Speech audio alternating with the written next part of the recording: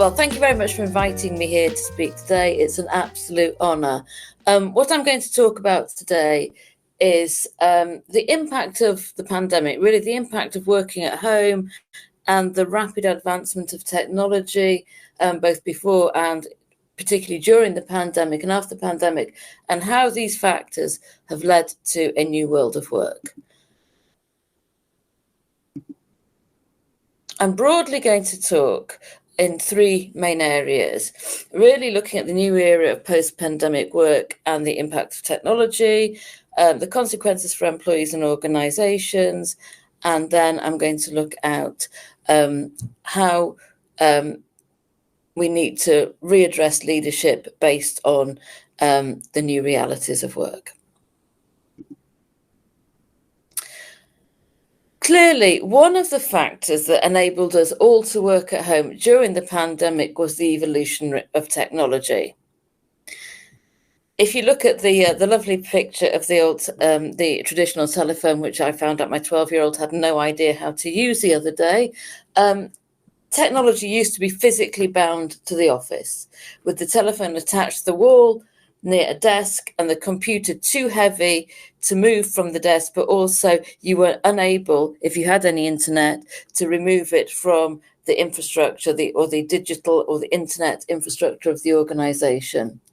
Today, the walls of the office are no longer a way of preventing people being mobile. You do not have to be stuck to your desk in order to work. These artifacts of ICT have changed, and work can be performed in so many other locations. They can be performed at home, coffee shops, and in particular outside formal working hours. And whilst these things enabled us to all work from home during the pandemic, they also have caused limitations to people's lives and a change in people's lives. And in effect, the interface between home and work is becoming increasingly blurred. And the expansion of the temporal and spatial boundaries that are usually associated with work and non-work are becoming increasingly interchangeable. Over the past 20 years, there's been an increasing amount of work looking at the expansion of work and the impact it's had on the work-life relationship. And both this research and the impact of this changing interface between the research between work and home has changed again post-pandemic, because working from home became normalized and the home no longer became solely a place of leisure. It also became a place where you work.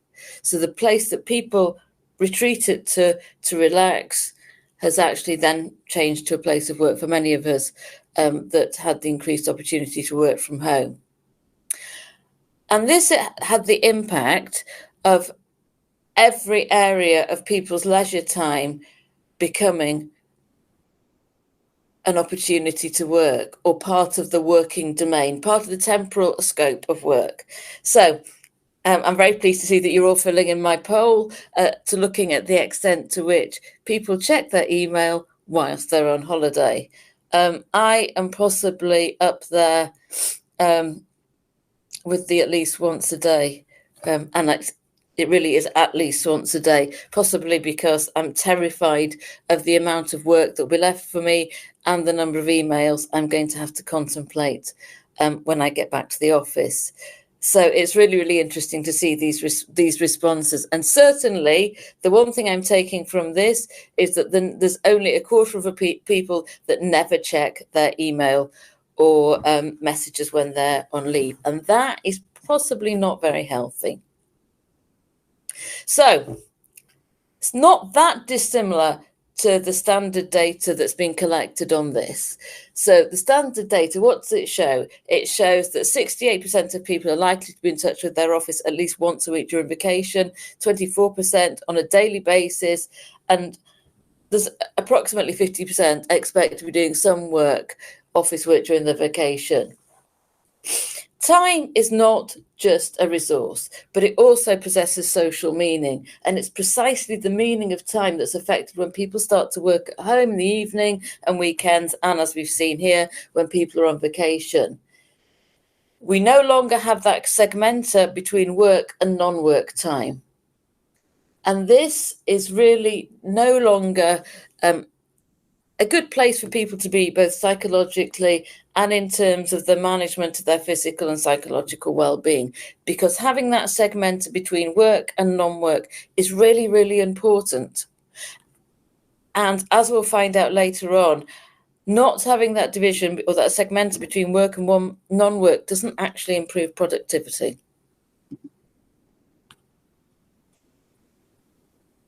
One of the factors that has led to this change between work and non-work in particular has been, as I said, the use of technology. The fact that speaking from personal experience, when I went home at the beginning of the pandemic, I had never used Teams before. I had never used Zoom before. I knew it was there. They existed on my laptop as a thing, but suddenly they became part of my daily life, and they continued to be part of my daily life.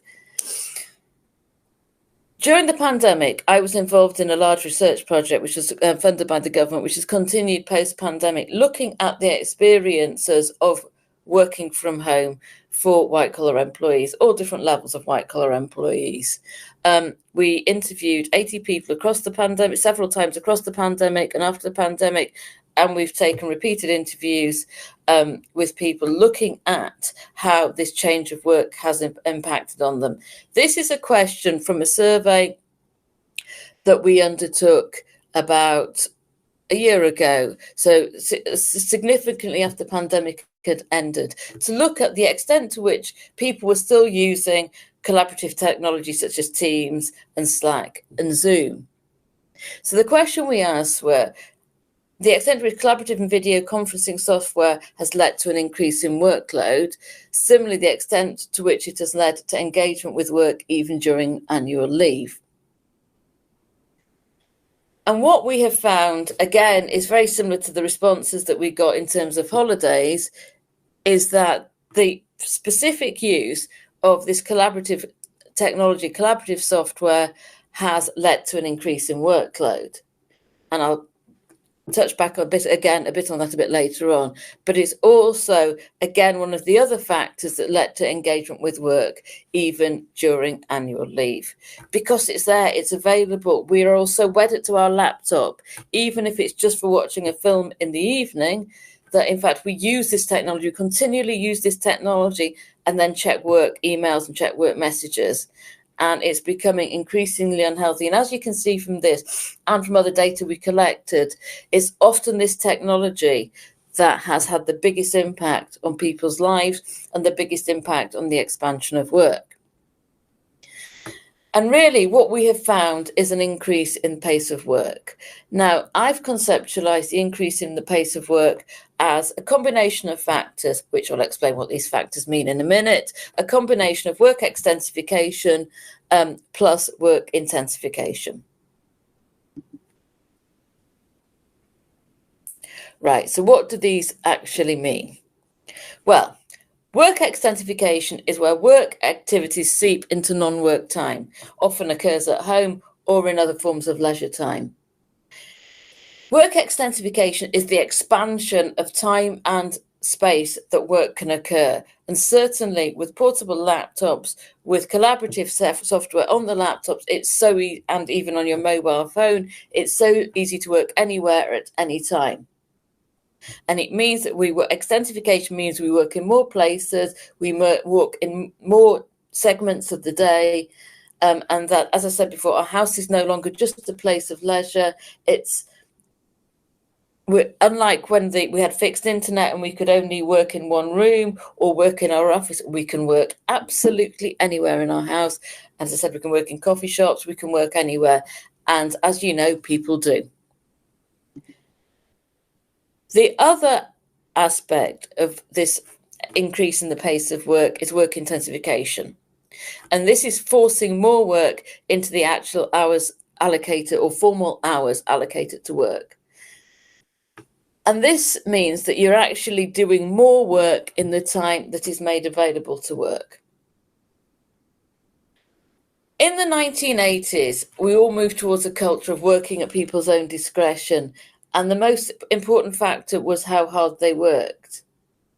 And now, for many, it's a response to clients and customers, and people feel that they need to be not only working really, really hard in the time available, but being continually responsive to clients and customers.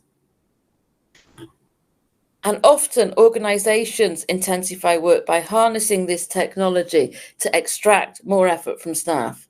So including things like increased automation, which, we've all seen typical videos of Amazon warehouses where these handheld devices are forcing people to work faster and faster and faster. Or if we're looking at white collar workers, that we have observation from managers in terms of touching the screen, how many touch strokes, whether you're online, whether you're offline. And certainly one thing I'm sure we're all aware of is these gaps between meetings have gone. When we were physically in the office, we walked between meetings. Therefore, you could not timetable meetings from 8 o'clock, 9 o'clock, 10 o'clock, 11 o'clock, all the way through the day. Now that is physically possible, and it's something that people do, and it's not healthy, and it removes the natural ebb and flow of the working day. What I then would obviously be interested to know is how everybody else has responded to this technology. For the people in the room, has this collaborative technology increased your pace of work? And there's some really, really interesting responses coming into this, which really clearly supports the perspective from myself and my research team that one of the key factors that has increased the pace of work is this use of and the development of collaborative technology. So what are the consequences of all this? Well, it's interesting. The consequences of this means you've obviously got high intensity work. It's not a bad thing for people to work harder if there was a lot of slack in their day, but often people don't have much capacity in their day. Work intensification is very strongly linked to poor productivity growth. And in the past decade, as we know, productivity has decreased. And we are essentially in the UK supposed to be the overtime capital of Europe, yet we have the lowest productivity growth. And I think there is a very clear relationship between the two. A study from my colleague Harry Pickard suggested that working within high intensity decreases the likelihood of people reporting stress, increase the likelihood of people reporting stress and depression. They're also much more likely to work when they're sick, stressed, or depressed. And as we know, because we can now work from home, you work when you are sick. It's not like when you couldn't go into work because you're sick. We now work when we are sick. And again, that is not great. So, what can leaders actually do about this? Just because workers can move from meeting to meeting because they're on their laptops, it doesn't mean to say that they should. And I always had a key question that I asked the participants in the working at home study, which was about their dishwasher. People feel more guilty for taking breaks when they're working from home. So I asked them if they emptied their dishwasher, would they account for that time? And universally, people said, yes, if it took me 10 minutes to empty my dishwasher during a working day, I'd take it off my lunch break. That is indeed if people actually took lunch breaks. However, if I asked them, if you're at work and you had to go and ask a colleague a question which was work related, and then you spent 10 minutes talking about your weekend or catching up on their family, would you take that off your lunch break? And again, the universal answer was no. And it's not only just at home that we have these back-to-back meetings. The number of times that I sit in my office and have back-to-back meetings, and actually half the people I'm meeting with are upstairs or downstairs, yet I never see a soul when I'm in the office. As an aside, one thing that research has seemed to establish, if we're working like that, if we're working in a very ICT-heavy environment, the real best outcome of this is people can't manage to work more than a 6-hour day before there is a significant decrease in productivity. And these are all factors that leaders can do something about. They can ensure that people don't have back-to-back meetings, that talking to colleagues, being sociable is part of the day-to-day experience. Leaders have a responsibility, but also an opportunity. This is a really big opportunity to completely restructure what work is about, to restructure the working day. There's been a lot of work done on the 4-day week, but also looking at the reduction of the working day, because work is so much more intense than it used to be. And it's really important to be kind. People are not coping. As you saw from at the beginning of this event, people aren't coping, people are not happy. There's a huge amount of stress. So it's really important for leaders to be emotionally aware, to have emotional integrity, to look at the human side of leadership and be kind. Thank you. Wonderful. Thank you so much, Abigail. I thought it was really, really insightful. And we do have some time for questions. And you can see some love, some hearts, emojis coming your way. So people really love your session. So the top question for you is currently, are you able to give us any insights into the future? What are some upcoming trends that leaders should be aware of or prepared for? So we were talking about an opportunity. So how can this opportunity look? I think the biggest trend, and this is just speculation, as I say, I am professor of the future of work, but I don't have a crystal ball. If I did, I would have predicted the pandemic, which I clearly failed. I think one of the biggest trends is going to be reporting of CO2 emissions. So as we know, in some countries, commuting as well as business travel emissions, commuting emissions are having to be accounted for. And the next stage for that will clearly be penalising companies that have high commuting emissions. The impact of that is going to be that we are going to retain or even increase the proportion of time we're working at home. Because during the pandemic, we all took jobs in places that were not geographically close to home. Working from home, the right to work from home became part of the culture. And there's a lot of large organisations that then said, we want people back in the office. I think in 5-10 years' time, when we're all having to account for commuting emissions, we're going to go back to where we were during the pandemic, at least in terms of location of work. Okay. Thank you. Thank you so much for answering that. You also touched on the topic of collaborative tools, how it increases not only our workload, but also our stress level. So do you have any suggestions? What can we do about this? Should we silence them? Should we perhaps some offline time? Any other tips that work for you personally? Nothing works for me. I'm terrible. I am not good at this. So don't look at me as a role model as to how to silence my computer, because it follows me around even when it's only a little thing in my hand. I think this is something that managers need to be responsible for as well. I think that managers need to be supportive of people having time off. I think they need to look at the structure of the working day, the role of working day, can really stop people having these back-to-back meetings. It's not a criminal offence to stand up from your computer, go and have a cup of tea, chat to somebody, anybody, and then come back to it. It makes you a much more rounded, healthy person. And that's what managers should be supporting. Love it. Thank you. Thank you for sharing this. People are asking if your research is openly accessible. Could you please let people know where to find it? There is some of the research is accessible. We had a website, which I think is still functioning, which is www.workingathome, written as one word.org. I believe it's still in operation. Okay, we'll make sure to link it up in the follow-up material so people can find it as well. Okay, and also somebody is curious, where was the research undertaking? What countries? The UK, across the whole of the UK. So it was, we ensured that we tried to be as representative as possible. Obviously, it could only be within the UK because we're funded by a UK Research Council, but we did make sure it crossed the UK. Mm-hmm. Wonderful. Richie, I hope I'm pronouncing it correctly, is arguing that with over 60% of people being impartial or disagreeing with the increase of work, would this indicate more of a positive result or a negative one? What do you think? 40% of people thinking, well, impartial, maybe 40% of people saying that there is an increase in work. Not sure how positive that is. Depends if you're a glass half full or a glass half empty person. Yeah, or 60% full or 40% full, right? Yes. All right. There's also another question from Richie asking about the flexibility. So You were mentioning about the stress and the increase of workload. What is your take on the flexibility that we now have, that we can work from anywhere, even from a beach in Bali for some of us, maybe?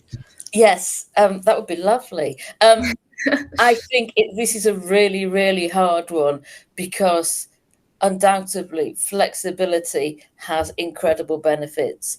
I mean, there are so many good things that happened. I was talking to a friend of mine who is incredibly senior in a large organization, and she was saying for the first time ever, when she had to go and collect her child from school, this was just coming out of the pandemic, she actually told people that's where she was going instead of putting a fake meeting in her diary.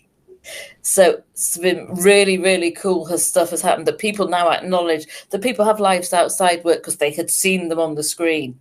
You know, children, dogs, cats, bunny rabbits running across.